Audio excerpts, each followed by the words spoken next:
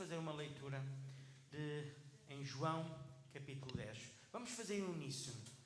Eu sou o bom pastor e conheço as minhas ovelhas, e das minhas sou conhecido.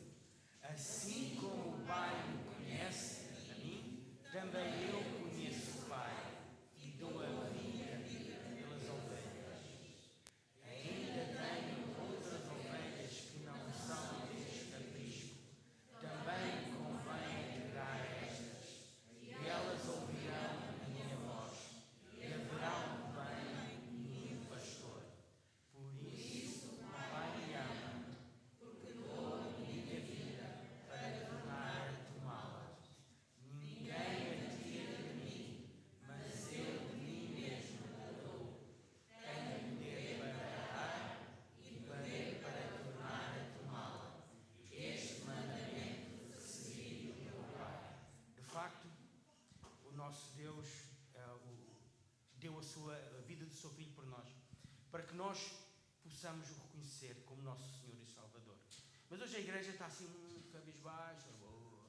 Acho que vamos animar-nos reconhecendo esta verdade, que nós conhecemos a voz do nosso pastor.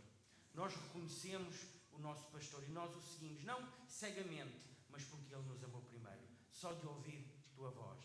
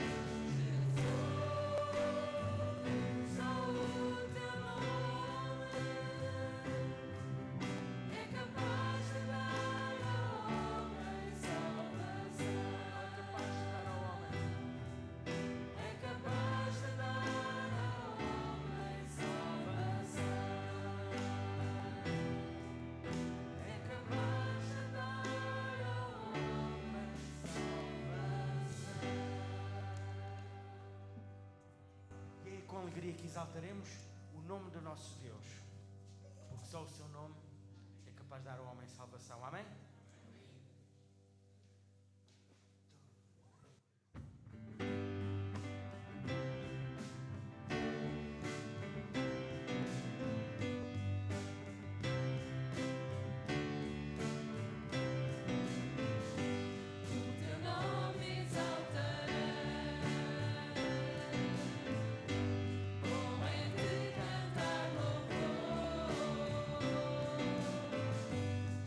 Feliz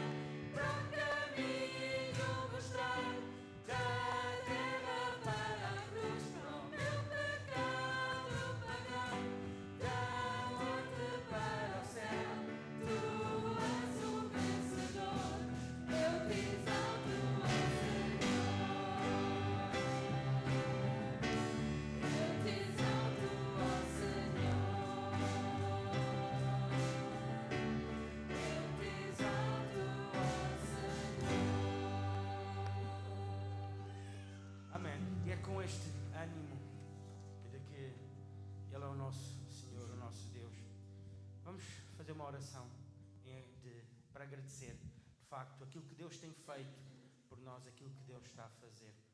E eu queria pedir à Irmã Graça que pudesse ter este momento de oração connosco. Senhor nosso Deus e Pai, nós somos gratos por podermos estar aqui na Tua causa neste dia que é Teu, Senhor. Estamos gratos pela vida, pela saúde, pela possibilidade de estarmos aqui hoje reunidos, Senhor. Estamos-te gratos pela liberdade que nós temos de nos reunirmos aqui com o povo Teu, Senhor. Somos gratos pela salvação que nos concedes em Cristo Jesus e a certeza da vida eterna, Pai. Somos gratos por esta igreja que te serve, que te ama, Senhor. E nós te agradecemos por cada um que está aqui, por cada um que não podemos estar aqui, te ama e te serve, Senhor. É o que nós te agradecemos em nome do nosso Senhor Jesus Cristo. Amém. Antes de continuarmos com o próximo cântico, gostaria de poder fazer mais uma leitura com os nossos irmãos. Desta vez em Tito, no capítulo 2. E vamos fazê-lo também novamente em uma só voz. Porque a graça de Deus se há manifestado, trazendo salvação a todos os homens, ensinando-nos que, renunciando à impiedade e às concupiscências mundanas, vivamos neste presente século, sóbria e justa e piamente, guardando a bem-aventurada esperança e o aparecimento da glória do grande Deus e nosso Senhor Jesus Cristo, o qual se deu a si mesmo por nós para nos remir de toda a iniquidade e purificar para si um povo seu, especial, zeloso de boas obras. Irmãos, eu vou partilhar convosco uma mensagem que recebi do pastor Daniel Lopes. O pastor Daniel Lopes, como muitos irmãos sabem, é o pastor da Igreja Batista de Sedufeita, e lá há uma comunidade muito significativa de irmãos nossos que vieram da Ucrânia. E ele, anteontem, partilhou connosco esta mensagem. Antes de a ler, eu gostava de fazer uma pergunta à igreja. Há aqui alguém que acredita em milagres? Os irmãos que acreditam em milagres, levantam o braço.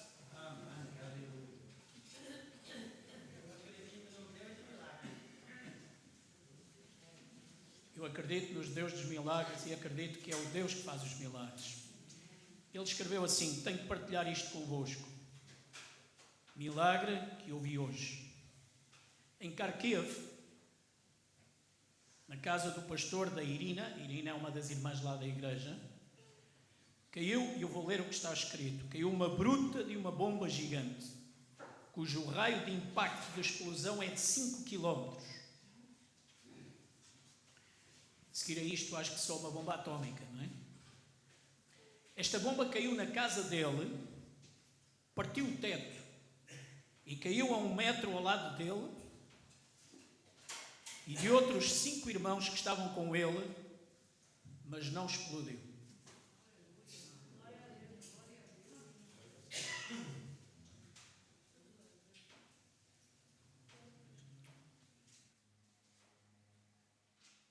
Irmãos, isto é verdade. O nosso Deus é o Deus que faz milagres. Eu quero dizer à Igreja Batista de Alcobaça, quando Deus manda, nem as bombas explodem.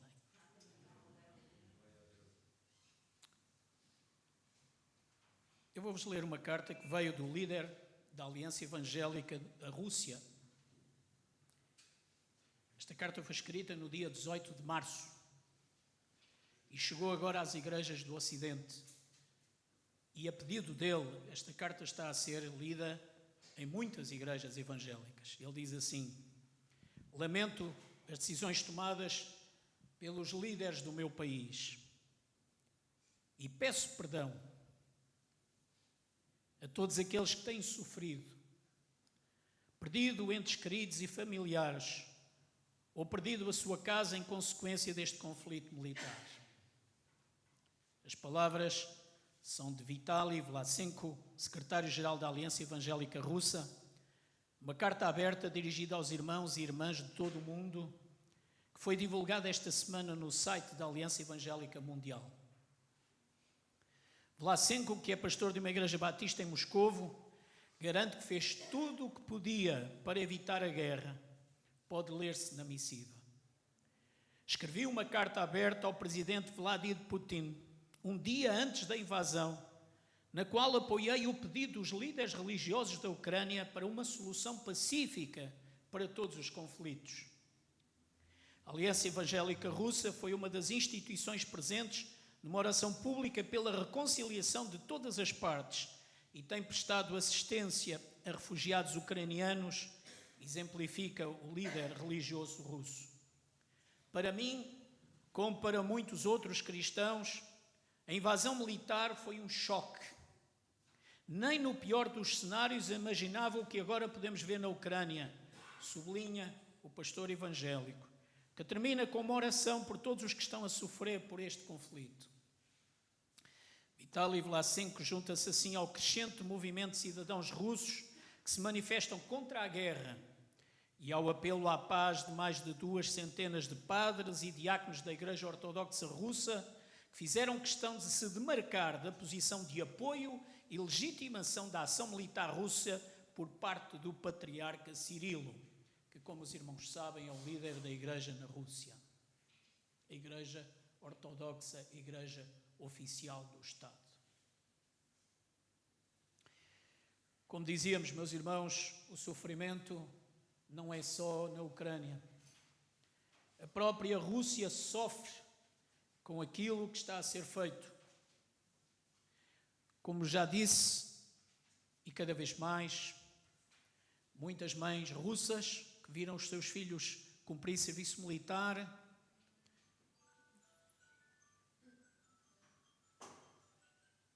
vão recebê-los dentro de um saco de plástico.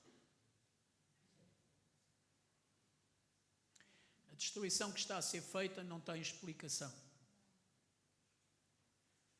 O presidente dos Estados Unidos apelidou o presidente da Rússia de carniceiro. Eu diria que não há de ser só ele. E ele está a causar sofrimento ao povo ucraniano, mas está a causar sofrimento e desânimo ao seu próprio povo. E o movimento que existe na Rússia, fortíssimo, é para retirar aquele homem do comando daquele país e colocar no seu lugar um outro, que nós nunca sabemos se será melhor ou pior. Esta é a realidade do nosso mundo, meus irmãos. É a realidade que nos bate à porta, que há 2 meses atrás nenhum de nós previa. Mas isto chama-nos a atenção, uma vez mais, para a palavra de Deus. Para que todos nós, sem exceção, sintamos a necessidade de valorizar aquilo que a palavra do Senhor nos ensina. Todos nós sintamos a necessidade de compreender que quando queremos refúgio, quando queremos salvaguarda, quando queremos vivenciar paz, alegria, felicidade, nós só a podemos procurar num sítio. É onde? Nos braços do nosso Deus. Só aí nós estamos realmente seguros. Só nele faz sentido nós depositarmos toda a nossa fé, toda a nossa esperança e tudo aquilo que nós somos. Meus irmãos, eu olho a palavra do Senhor no capítulo 15 do Evangelho de Lucas esta manhã convosco, para vos falar de uma parábola que todos nós certamente já ouvimos várias vezes. Lucas capítulo 15. Uma vez estávamos num estudo em Água de Madeiros, num acampamento, e a determinada altura o nosso irmão pastor Marcos Amazonas ia-nos falar naquela noite. E ele virou-se para nós e disse: irmãos, abram as vossas Bíblias no livro dos perdidos e achados do livro de Lucas. O capítulo dos perdidos e achados do livro de Lucas. Ficamos todos assim a olhar para ele, o capítulo dos perdidos e achados. E ele disse: o capítulo 15 de Lucas é o capítulo dos perdidos e achados, não é? Perdeu-se a ovelha, o pastor encontrou, perdeu-se a dracma, a mulher encontrou, o filho estava perdido e voltou para os braços do pai. Então, é o capítulo dos perdidos e achados, não é? É uma boa expressão, nunca mais me esqueci disso.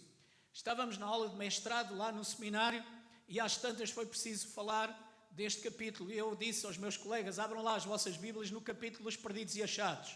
Eles também ficaram a olhar para mim, estás a gozar. Eu disse, não estou, abram lá, capítulo 15 de Lucas. E eles eram, engraçado, nós estamos sempre a ser chamados a atenção por curiosidades da Bíblia, não é? Mas, meus irmãos, esta parábola também tem algumas curiosidades para nós. No domingo passado fomos surpreendidos com o pastor Pablo, não fomos? O que é que ele nos disse? Não era a parábola do filho pródigo, mas era a parábola do pai pródigo. Bem, o pai estava perdido? Não. Então o pai era pródigo? Era porquê? Porque pródigo tem vários sentidos. Não tem um sentido único. Bom, hoje temos a parábola da ovelha perdida. E eu pergunto, é a ovelha que está perdida ou é o pastor que vai atrás de ovelhas? É o pastor que vai atrás de ovelhas. E nós vamos ver que as duas parábolas estão em justa posição. Isto é, uma aponta para um lado e outra aponta para o outro. E isto tem muito a ver connosco. E tem a ver com a igreja. Os irmãos querem ler? Capítulo 15. Eu vou começar desde o início. O verso 1 e o verso 2, porque há aqui um enquadramento importante. Diz o texto, e chegavam-se a ele todos os publicanos e pecadores para o ouvir. Jesus está rodeado de pessoas. Que pessoas são estas? Publicanos e pecadores. Ou seja, homens que tinham determinado comportamento, mulheres, certamente algumas, tinham determinado comportamento e que eram condenáveis aos olhos de Deus, porque diz o texto que eles eram pecadores, exatamente. E os fariseus e os escribas murmuravam. Os religiosos, sabem? Os santarrões, aqueles que conhecem tudo, a lei, até citam de cor e tal, tinham as franjas à volta da cabeça, tinham nos braços, tinham nas pernas, tinham à porta de casa, tudo aquilo. Olham para Jesus e dizem, este recebe pecadores e come com eles. A crítica mordaz, não é? A crítica feroz à atitude do próprio Senhor Jesus. Então o Senhor Jesus vai deixar de olhar para aqueles que o rodeiam e vai olhar exatamente para os religiosos. E vai-lhes dizer assim. E ele lhes propôs esta parábola dizendo, que homem dentre vós, tendo 100 ovelhas e perdendo uma delas, não deixa no deserto as 99 e não vai após a perdida até que venha a achá-la? Sabem, meus irmãos, para o judeu sempre os bens materiais foram muito importantes. O judeu é por natureza um comerciante. Eles sabem fazer negócio com tudo. Eu diria que até com lixo.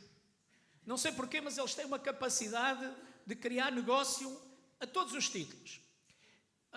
Eu não sei, os irmãos sabem, de vez em quando há pessoas que têm curiosidade em ver o nosso templo, não é? Quem nunca cá entrou acha que nós temos assim uma coisa diferente, não é? E há pessoas que às vezes pedem para vir ver o nosso templo. Os irmãos recordam-se do dia da Bíblia, que fizemos juntamente com os católicos. Uma das coisas que me pediram foi, nós podemos ir com as nossas crianças ver o vosso batistério, porque a gente sabe que vocês têm lá um batistério. Eu disse, claro que sim. E então encheram-se até ao meio do salão de cultos, eram crianças e vários líderes. Eu não sei se eram todos que costumavam andar com elas, porque eram os escoteiros, não é? Normalmente eles trazem 1, 2 líderes, mas não, vieram para aí umas 6 ou 7 pessoas adultas. E ficaram curiosos, porque estavam fechados, tínhamos a cortina, não é? Então, quando chegaram, eu recebi-os e comecei a falar com eles. E comecei-lhes a explicar o significado do batismo. E sabem que documento é que eu fui buscar para lhes explicar o significado do batismo? O Catecismo da Igreja Católica. Curioso, não é? O Catecismo da Igreja Católica, sim, porque o Catecismo da Igreja Católica diz exatamente aquilo que a Bíblia diz.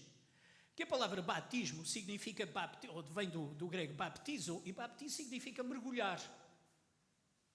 E eu disse, é exatamente isto que nós fazemos aqui na nossa igreja, é mergulhar, não é espargir.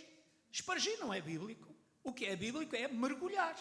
Aquilo que está no vosso catecismo é o correto, é isso mesmo que a Bíblia diz. E então abri a cortina e eles, uau, tem aqui um tanque. E eu disse, é um batistério. Parece tanque, mas não é. Ele só é usado para uma finalidade. Não é para tomarmos banho, nem para lavar a roupa. No tanque é que se lavava a roupa, não é? Não, é só para uma finalidade. E a finalidade é esta.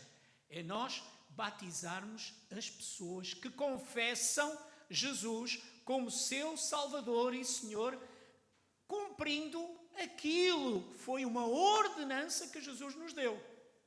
Batizando-as em nome do Pai, do Filho e do Espírito Santo. Então entrei para dentro do batistério e pedi um voluntário. Como os irmãos imaginam, tinha uma data de voluntários, não é? Então lá peguei coloquei-o no batistério e então expliquei como era o batismo. E eles ficaram, uau! Eu disse, quando vocês quiserem, podem vir.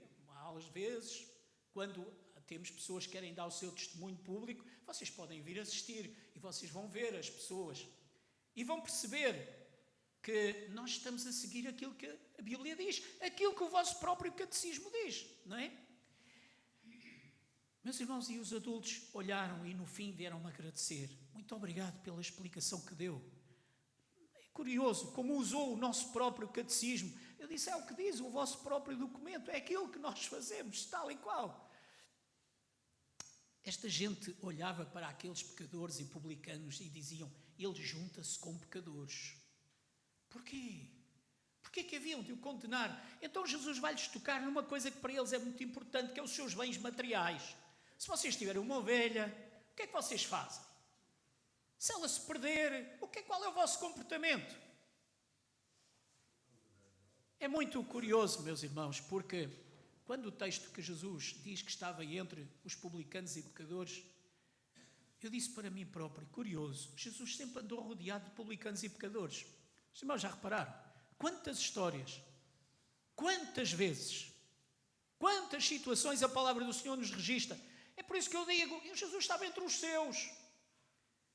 Jesus estava exatamente junto do povo com quem queria estabelecer contacto, a quem amava e a quem queria demonstrar que ele tinha uma palavra de ânimo, ele tinha uma palavra de esperança, ele tinha uma palavra de salvação para transmitir ao povo. Jesus, entre os seus, tinha um propósito. E um propósito muito concreto. Reparem, novamente no verso 4, que homem dentre vós, tendo 100 ovelhas e perdendo uma delas, não deixa no deserto as 99 e não vai após a perdida até que venha a achá-la. E achando-a, a põe sobre os seus ombros, cheio de júbilo. E chegando à sua casa, convoca os amigos e vizinhos, dizendo-lhes, alegrai-vos comigo, porque já achei a minha ovelha perdida. E, meus irmãos, Jesus vai agora ao encontro daquilo que qualquer um deles entendia claramente.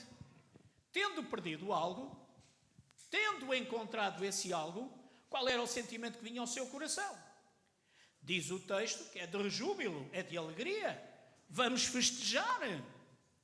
Jesus está a usar algo prático, conhecido, para ensinar alguma coisa que eles não estavam a querer compreender nem compreendiam. Como é que Jesus está entre publicanos e pecadores? Porquê que ele faz isto? Ele que se diz mestre, ele devia estar entre os mestres no templo discutindo connosco a lei. Mas não, Jesus não é um homem de leis. Jesus é um homem do povo. E ele vai entre o povo. E ele fala ao povo. E ele quer estar próximo do povo porque ele tem uma missão. E a missão qual é? Ensinar corretamente os desígnios de Deus. E para isso Jesus usa as coisas simples. Sabem, eu tenho acompanhado com muita atenção e com muita emoção também tudo isto que está a acontecer com os nossos irmãos nesta viagem à Ucrânia. Mas, irmãos, como eu vos dizia há pouco, Deus vai sempre adiante do seu povo. Estes homens iam no seu caminho, pararam num sítio na Polónia, no McDonald's, e porque a nossa carrinha tem lá o símbolo da fundação e a fundação diz Vida Nova, aquele pastor polaco percebeu que vida nova, ele entendeu aquela expressão e ele disse, tem que ser crentes. e foi à procura daqueles que estavam ali. Como Deus se manifesta? Nas coisas simples, nas coisas banais. Os irmãos sabem, nós andamos a tentar vender a carrinha e ainda não conseguimos. Sabem-me explicar porquê? E sabem uma coisa, já tivemos um comprador, queria a levar, pagava em dinheiro. E eu, nestas coisas já tenho algumas queimadelas, disse ao meu amigo, o senhor leva a carrinha quando a pagar, pode ser a dinheiro, mas enfim, eu preferia uma transferência bancária, e quando assinar o documento dizendo que a carrinha passa a ser da sua responsabilidade. Sabem o que ele me respondeu? Para já chamava-se António. Como é que o senhor se chama? António. António o quê? António. E quando eu lhe disse isso, sabem com que ele me respondeu? Não se preocupe, eu amanhã vou lá ter com a rapariga, eu faço contas com ela. Sabem quem é a rapariga? É a nossa irmãção. E eu disse-lhe, olha, a carrinha tem algumas amolgadelazitas. Não se preocupe que aquilo é tudo para transformar. Eu disse, então está bem, o senhor pode pagar em dinheiro, nós justificamos perante o banco de onde é que veio o dinheiro, com a venda de um bem. Se depois o banco ir atrás de si, saber de onde é que veio o dinheiro, o problema é seu, ou o Estado, ou a autoridade tributária, ou lá quem seja, mas só leva a carrinha depois de assinar o documento. Qual é o seu número de contribuinte? O quê? Eu tenho que saber qual é o seu número de contribuinte, para saber a quem é que vamos vender a carrinha para preencher o documento. Eu depois trato com a rapariga, isso outra vez.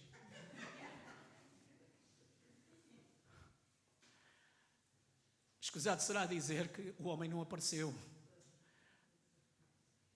Eu ia identificá-lo e ele não quis. E nós não conseguimos vender a carrinha. A carrinha ainda tinha uma missão a cumprir. E eu digo, Deus, como tu és grande e como tu sabes muito mais do que nós. Pelo símbolo da carrinha, já bem gasto, diga-se de passagem, não é? Já mal se vê. Aquele pastor chegou até aos nossos. E os nossos podem abençoar outros. Como Deus dirige todas as coisas e como Deus se preocupa connosco. Sabem, meus irmãos, naquele momento, a preocupação do Senhor Jesus não era só com os pecadores, só com os publicanos. Ele também se preocupava com os líderes religiosos, tentando ensiná-los a forma correta de perceberem qual é o ministério, qual é a função que cada um deles devia ter. E, meus irmãos, chamo a vossa atenção para a conclusão da parábola que nós muitas das vezes não percebemos bem. Repare, digo-vos que assim haverá alegria no céu. Por quem? Por um pecador que se arrepende. Muitas das vezes nós ouvimos usar esta parábola para alguém nos dizer que nós temos que ir atrás daqueles que se afastam da igreja, verdade? Não é? A esmagadora maioria das vezes nós vamos usar a parábola neste sentido. E eu pergunto, mas é mesmo nesse sentido que a parábola está a ser feita? Não, não é. Sabem qual é a diferença entre a parábola da ovelha perdida e a parábola do filho pródigo? O filho pródigo desviou-se porque foi obrigado ou porque quis? Porque quis. Ele sabia onde era a casa do pai ou não? Sabia quem era o pai? Sabia o que o pai tinha? Ele sabia tudo isto. Mas ele quis afastar-se. Ele quis experimentar o mundo. Ele quis ver as delícias que o mundo dá e os prazeres que o mundo oferece. A ovelha perdida sabia onde era o redil? Conhecia o pastor? Não, ela estava perdida. Ela não sabia para onde se dirigir.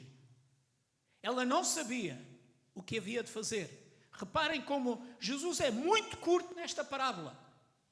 A parábola do filho pródigo tem todo um descritivo pormenorizado. Nós conseguimos acompanhar o raciocínio de Jesus. E aqui? Ele é sucinto em ensinar. Aquilo que ele diz é que aquela ovelha está perdida.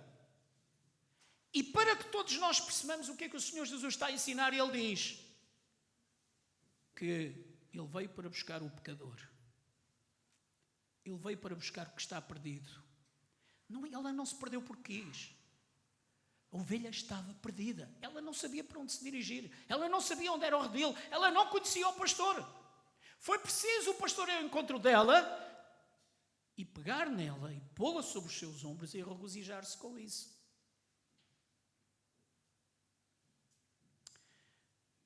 Quais são as ovelhas perdidas de Alcobaça?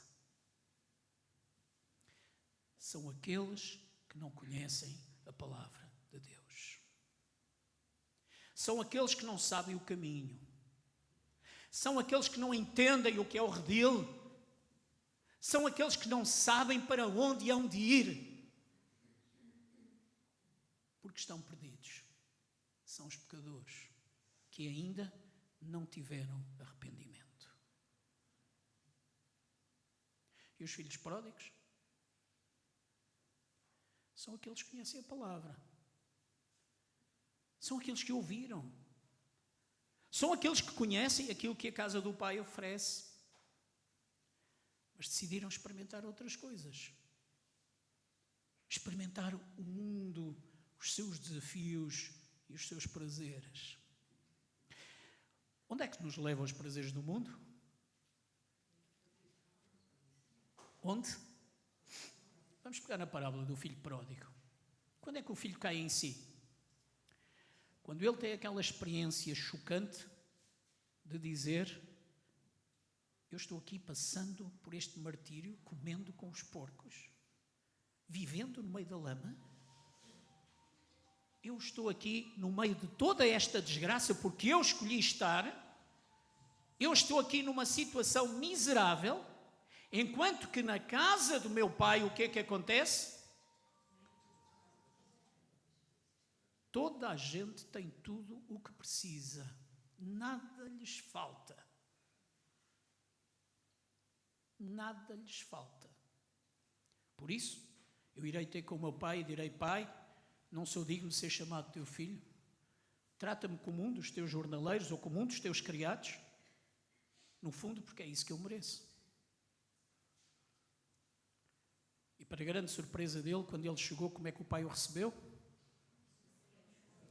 De braços abertos. Exercitando o perdão, exercitando misericórdia, exercitando a cura. Quando o pastor encontrou a ovelha, o que é que ele fez? Pegou nela e a pôs sobre os seus ombros. Qual foi a reação da ovelha? Esta parece uma pergunta de La Fontaine, não é? Sei lá, o que é que vai na cabeça da ovelha? Digam lá, irmãos, é ou não é verdade? Não é a reação da ovelha aqui que interessa, mas é a reação do pastor. E o que é que o texto nos diz? O pastor enche-se de júbilo.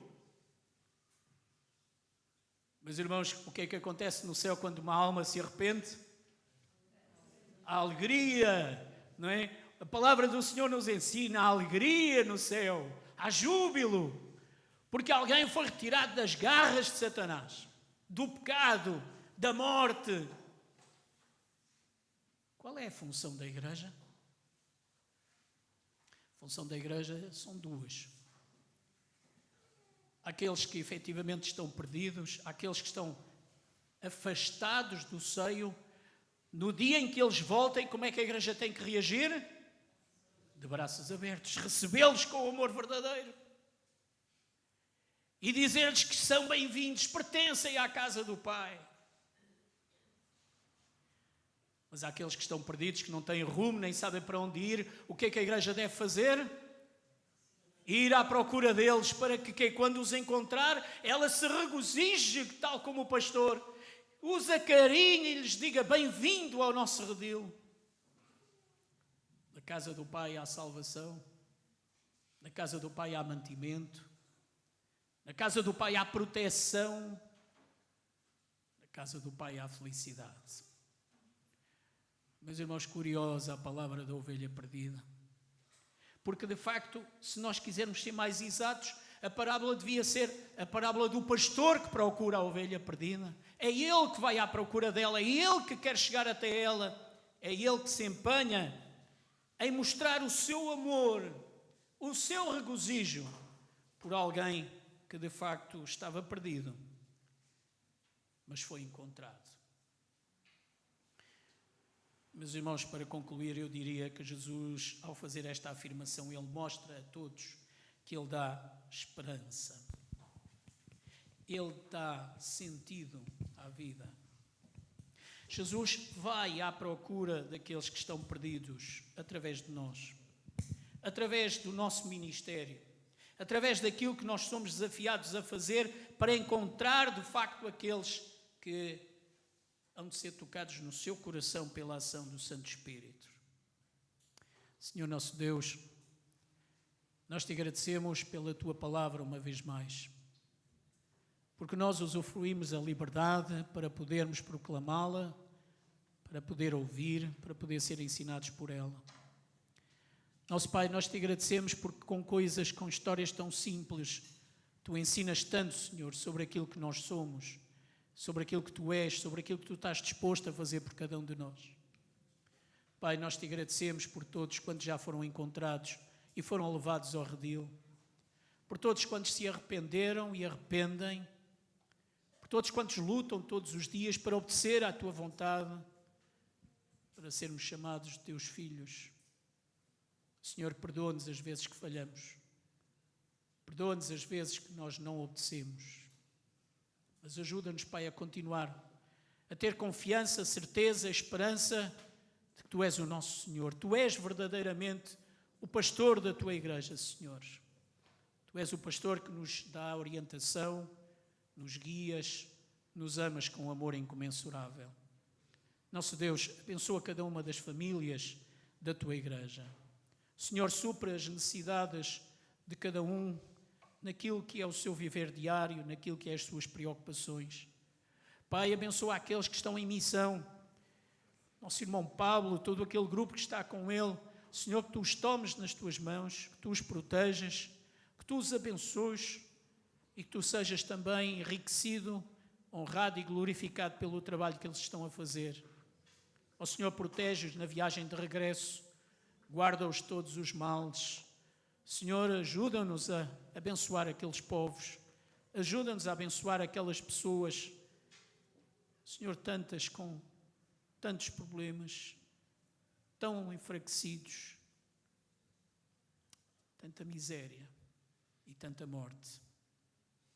Nosso Deus, protege a tua igreja. Te agradecemos pelas manifestações que tu continuas a ter todos os dias.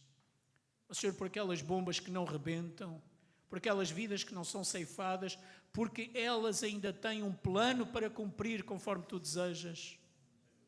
Ó Senhor, nós te louvamos, porque tu és o Deus dos milagres, porque tu atuas, o teu poder vai muito para além do poder do homem. Ó Senhor, nós te louvamos, porque tu te manifestas constantemente aos nossos olhos. Nosso Deus, aumenta-nos a fé. Ajuda-nos a olharmos mais para ti. Ensina-nos a cumprirmos e a guardarmos a tua lei. Ensina-nos e ajuda-nos a transmiti-la aos nossos filhos, aos nossos netos. Ó Senhor, manifesta o teu poder e a ação do teu Santo Espírito no viver da tua igreja. Bendito Pai, dá-nos a tua paz, dá-nos o teu conforto. Acompanha-nos em cada momento. Nós tudo pedimos e te agradecemos no nome do Senhor Jesus. Amém.